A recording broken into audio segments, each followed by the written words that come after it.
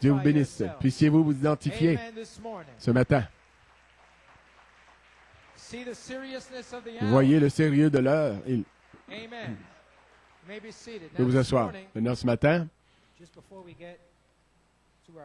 avant de passer la bande,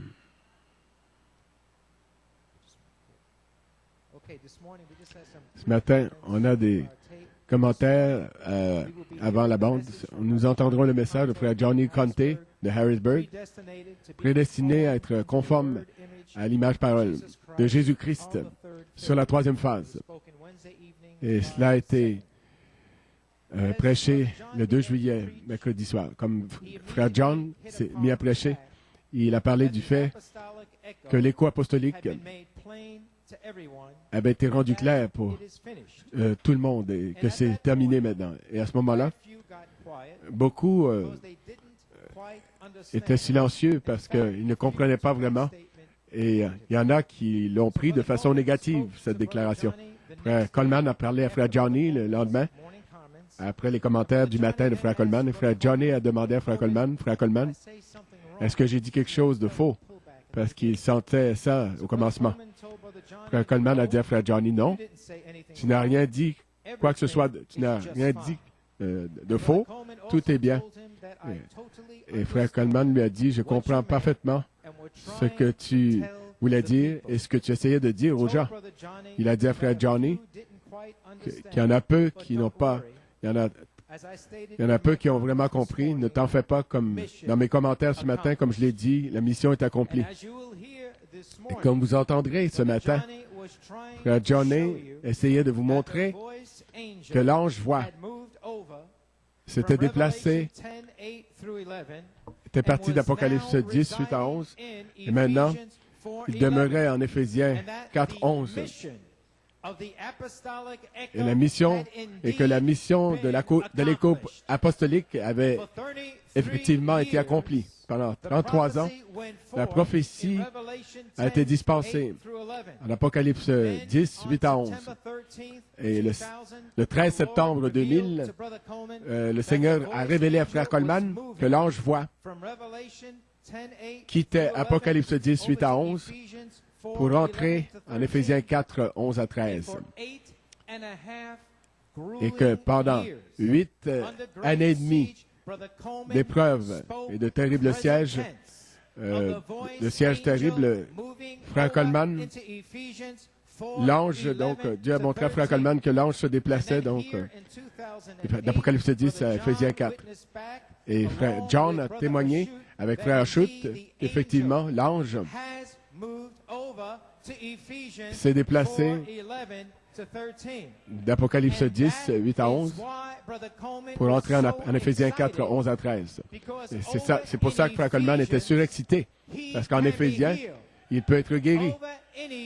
Là, en Éphésiens, les cas difficiles peuvent être guéris. Sœur Phyllis Boyce, en Éphésiens, elle va sortir de cette chaise roulante. L'œil de frère Claudine va s'ouvrir et sœur Coleman va venir et elle marchera dans l'allée principale. Pas seulement pour eux, pour nous, mais toutes nos promesses sont là-dedans. Tout se trouve là. Donc, frère Coleman était surexcité. Et dans le message, vous pouvez vous asseoir. Dans le message, un autre Éphésien est ici pour affiner l'épouse pour qu'elle devienne un homme parfait. 24 septembre 2000, frère Coleman parle de cette promesse en Éphésiens. Comme il venait de lire le message de frère Branham, comme l'aigle éveille sa couvée.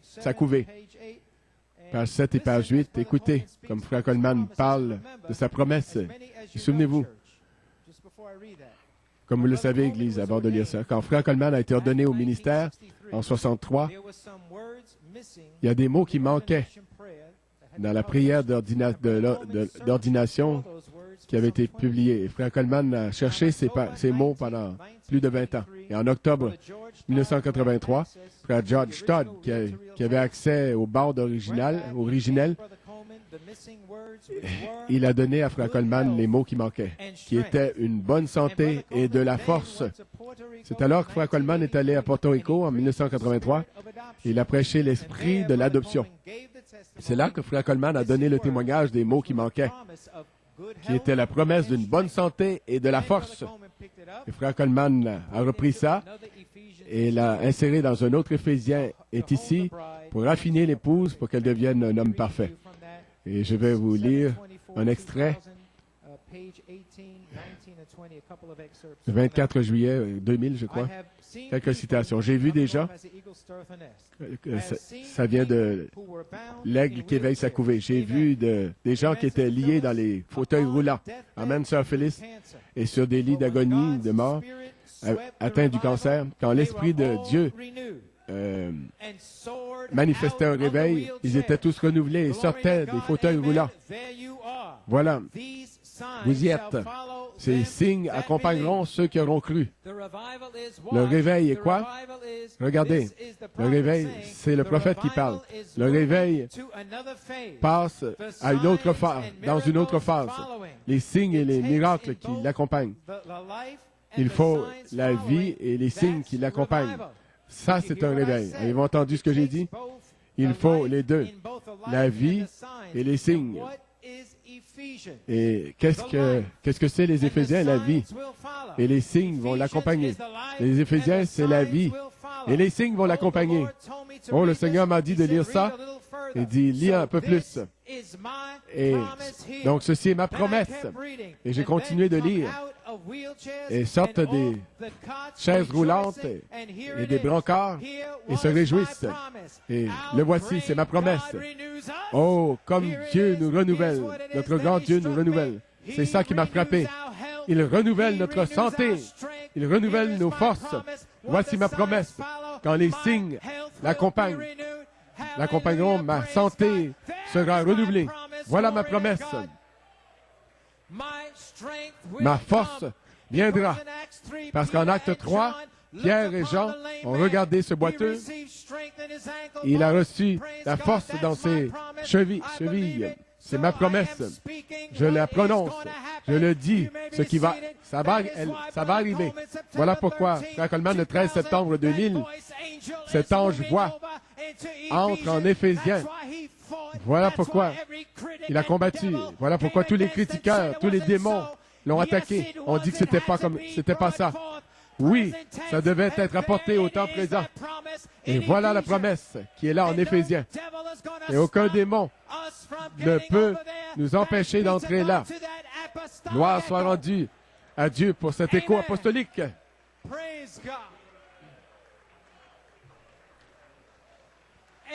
Amen.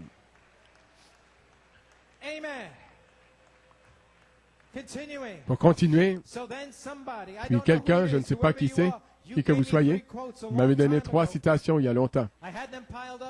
Je les avais empilées là, et je les ai reprises en juillet. Et toutes les 3 allaient ensemble. L'une était la foi, Prince Albert, 1956. Il parle de Moïse et d'Israël.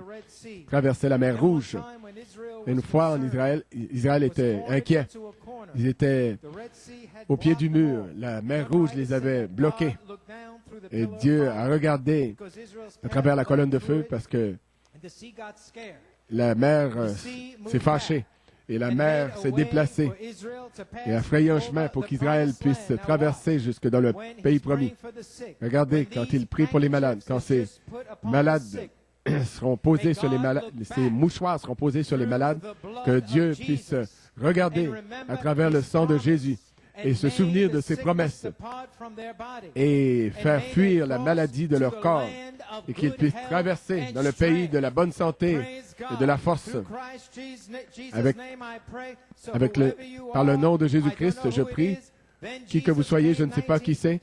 Jésus 20, 1957. Oh Dieu, quand ces mouchoirs seront posés sur les malades, puisses-tu regarder à travers le sang de Jésus et voir la promesse et effrayer le diable et qu'il recule.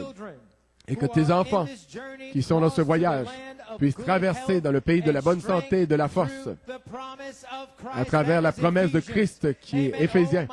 Oh là là, le puissant vainqueur, 1957, Alberta, et qu'ils puissent passer du pays de la bonne au pays de la bonne santé et de la force comme Dieu l'a promis, que tout soit établi sur la déposition de 2 ou 3 témoins. Je serai guéri. Je serai guéri.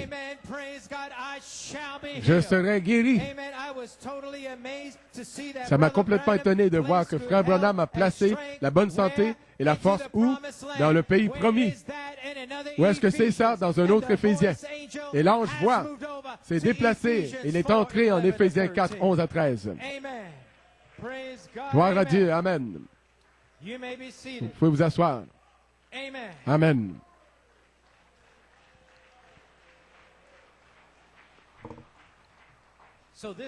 Donc, c'est pour ça que Frère Coleman était si surexcité. C'est pour ça qu'il a presque explosé de joie quand il parlait de cet ange-voix se déplaçant, sortant d'Apocalypse 10, 8 à 11, pour entrer en Éphésiens 4, 11 à 13, parce que c'est là que se trouve sa promesse. En Éphésiens, et votre promesse à vous aussi de guérison, votre promesse de perfection, d'adoption, tout cela se trouve en Éphésiens.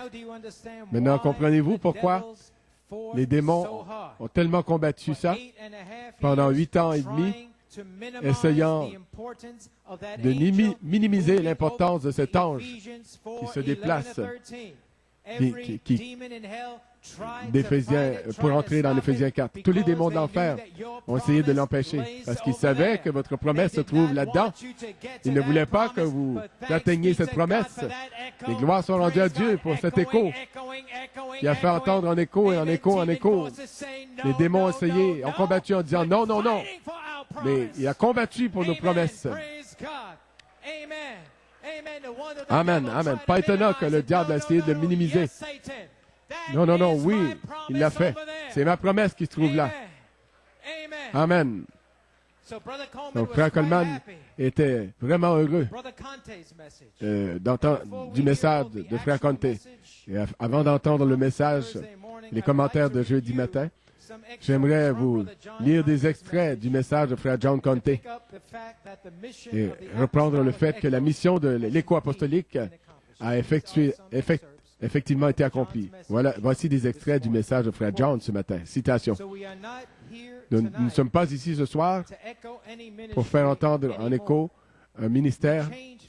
Nous ne sommes plus ici pour faire entendre en écho. C'est changé.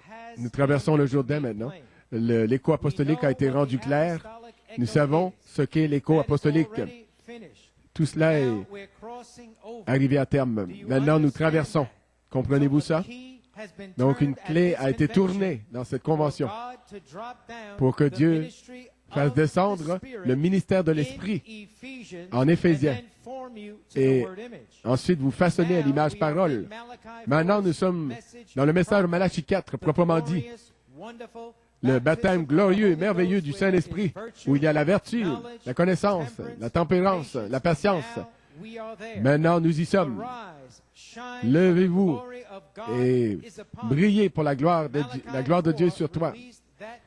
Malachie 4 a libéré cette gloire, un troisième pôle, et c'est devenu la quatrième lumière. Cette gloire a été révélée comme en tant que message du septième sceau des sept tonnerres. C'était la pierre de fête. Vous devez être façonné à l'image parole. Et c'est ça qui vous ramène à la position de fils. Pour continuer avec ces extraits de Frère Johnny, l'épouse est venue à sa troisième phase, troisième pas, troisième marche, où par la foi, nous croyons que Dieu peut libérer cette onction, l'esprit, sur votre semence parole, et changer ces semences en image parole, et vous préparer pour l'enlèvement. Donc, un ministère écho avait pour but de vous faire voir le message du prophète, parce que c'est ça qui a fait le livre de la rédemption dans le message du prophète. Apocalypse 17 Il a révélé tous les sceaux, toute la vie. La vie de la balle, la vie de l'aigrette. Il a été envoyé pour révéler tous les mystères. Et dans ces mystères-là, il y avait la vie de la rédemption, qui est votre vie à vous. La vie de Jésus-Christ était aussi cachée là-dedans. Donc, un ministère apostolique est venu ensuite pour prendre ça du livre de Malachie 4, pour que vous puissiez voir votre nom dans le livre. Et ça, c'est devenu un écho. Donc, dans ce livre, il y a la charité. Dans ce livre, il y a la pierre principale. Dans ce livre, il y a des anges. Dans ce livre, il y a l'adoption. Dans ce livre, il y a la perfection. Tout cela sert à former le livre de la rédemption. C'est la vie de Jésus-Christ. Dans ce livre, il y a Elohim. Dans ce livre, il y a les sept esprits. Tout cela se trouvait dans ce livre. Et ce livre est devenu votre nom. Il devait y avoir un écho apostolique pour que vous puissiez voir votre nom. Et quand vous voyez l'écho apostolique, vous voyez votre nom dans le message. Donc, pendant 34 ans, cela a fait sortir le livre de la rédemption du livre de la vie. Le livre de rédemption est venu à nous sous cette forme-là. Donc, le livre de la rédemption passe en Éphésiens parce que l'ange se déplace avec ce livre en Éphésiens. Le livre de la rédemption est sorti en tant qu'écho apostolique, qui est aussi la prophétie de Malachie 4. Et ça doit passer du prophète à la prophétie. Maintenant, le même ange vient pour manifester la prophétie de Malachie 4 et est maintenant devenu la voix de l'archange. Donc l'ange voit, se déplace, passe. C'est Michael. Ça veut dire que Michael va être placé en Éphésiens 4 lui-même. C'est sa position. Puis, un véritable quintuple ministère, le quintuple de la charité, étant la voix de l'archange, sera là, en Éphésiens 4. Et à travers le quintuple ministère, la charité elle-même sera là, en Éphésiens 4. C'est la fin des extraits de Frère Johnny. Vous pouvez rester debout une seconde. Pouvez-vous voir l'Église qu'il a placé cet écho en Éphésiens 4, 11. De quoi s'agit-il? De la manifestation du Saint-Esprit, qui est cet ange. Et nous avons vu deux manifestations de cet ange. Dans la première phase, l'affection fraternelle. Nous avons vu la manifestation du Saint-Esprit comme ange sur la deuxième phase, la Sainte Descence. Et il nous est dit que sur la troisième phase, l'ange sera voilé, la charité même, comme Frère Conte l'a dit. La voix de l'archange parlera à travers un quintuple ministère. Et cet ange-là est entré en Éphésiens 4. L'ange est entré en Éphésiens 4, qui est la manifestation du Saint-Esprit. Donc, regardez les guérisons se manifester. Et regardez bien la guérison de Frère Coleman. Il sera guéri et il reviendra prendre sa position de pasteur, d'apôtre. Où ça? Dans les Éphésiens. Êtes-vous prêt à vous rendre à Penn-Harris et à entendre Frère Johnny Conte? Eh bien, rendons-nous à Penn-Harris. Frère Coleman dit, Shalom. Dieu soit avec vous. Que Dieu vous bénisse richement.